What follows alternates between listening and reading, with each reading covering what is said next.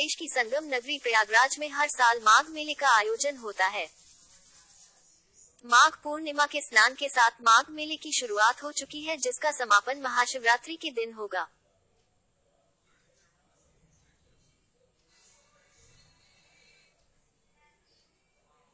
डेढ़ माह तक चलने वाले माघ मेले में गंगा, यमुना और सरस्वती के त्रिवेणी संगम पर आस्था की डुबकी लगाने के लिए लोगों की भीड़ जुटती है। माघ मेले के दौरान न सिर्फ श्रद्धालु बल्कि बड़ी संख्या में साधु संत संगम में स्नान करने के लिए मीलों दूर से आते हैं। संगम में स्नान करने के लिए आने वाले नागा साधु सबसे अधिक आकर्षण का केंद्र होते हैं। नागा साधुओं के बारे में कम जानकारी होने की वजह से इनके विषय में जानने की लोगों में अधिक उत्सुकता होती है। पुरुषों की तरह ही महिला नागा साधु भी होती हैं। महिला नागा साधु भी अपने जीवन को पूरी तरह से ईश्वर को समर्पित कर देती हैं। हम आपको अपनी इस खबर में महिला नागा साधुओं से जुड़े रोचक तथ्यों के बारे में बताने जा रहे हैं। नागा साधुओं की रहस्यमयी दुनिया के बारे में सभी लोगों ने जरूर सुना होगा, लेकिन महिला नागा साधुओं का जीवन सबसे निराला और अलग होता है। गृहस्थ जीवन से दूर हो चुकी महिला नागा साधुओं की दिन की शुरुआत और अंत दोनों पूजा पाठ के साथ ही होती है। इनका जीवन कई तरह की कठिनाइयों से भरा होता है। नागा साधुओं को दुनिया से कोई मतलब नहीं होता है और इनकी हर बात निराली होती है। अखाड़े बनाते हैं नागा साधु। महिला नागा साधु बनने के बाद सभी साधु साध्वियां उन्हें माता कहकर पुकारती हैं। माई बाड़ा में महिला नागा साधु होती हैं, जिसे अब विस्तृत रूप देने के बाद दशनाम सन्यासिनी अखाड़ा का नाम दिया गया है। साधु संतों में नागा एक पदवी होती है। साधुओं में वैष्णव, शैव और उदासीन संप्रदाय हैं। इन तीनों संप्रदायों के अखाड़े नागा साधु बनाते हैं।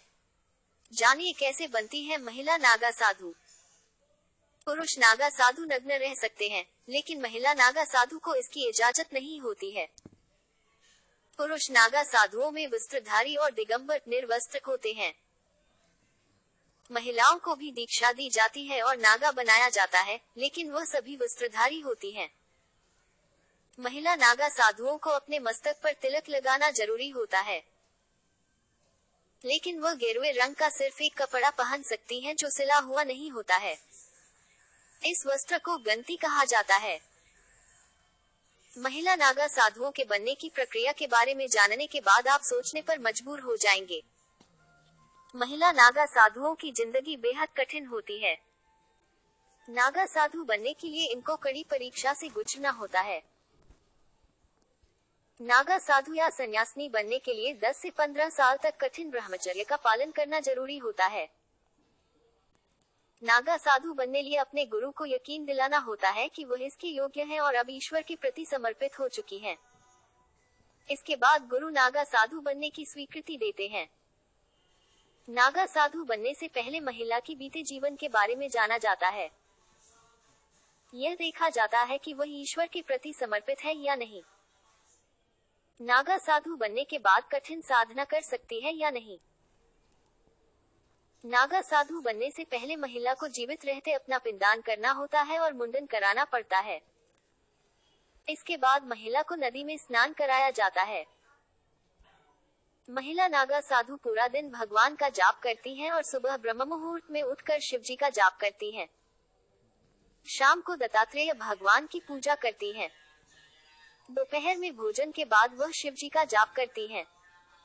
अखाड़े में महिला नागा साधु को पूरा सम्मान दिया जाता है। कुंभ मेले के दौरान नागा साधुओं के साथ ही महिला साधु भी शाही स्नान करती हैं। हालांकि पुरुष नागा के स्नान करने के बाद वह नदी में स्नान करती हैं। अखाड़े की महिला नागा साधुओं को माई, अवधूतानी या नागिन कहकर बुलाया जाता है, लेकिन माई या नागिनों को अखाड़े के किसी प्रमुख पद के लिए नहीं चुना जाता है।